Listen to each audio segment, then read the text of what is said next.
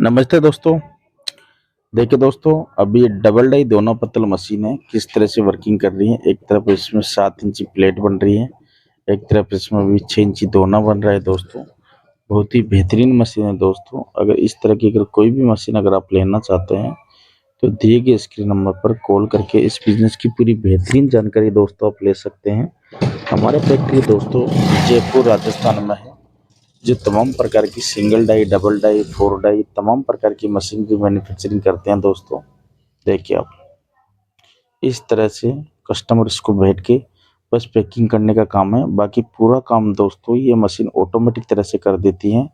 तो इस तरह की अगर कोई भी मशीन अगर आप लेना चाहते हैं तो हमारे दिए गए स्क्रीन नंबर पर कॉल करके इस बिजनेस की पूरी बेहतरीन जानकारी दोस्तों आप ले सकते हैं। वीडियो अगर आपको अच्छा लग रहा है तो फ्रेंड्स वीडियो को लाइक कीजिए, शेयर कीजिए और ज़्यादा से ज़्यादा इस वीडियो को सपोर्ट कीजिए फ्रेंड्स। देखिए दोस्तों।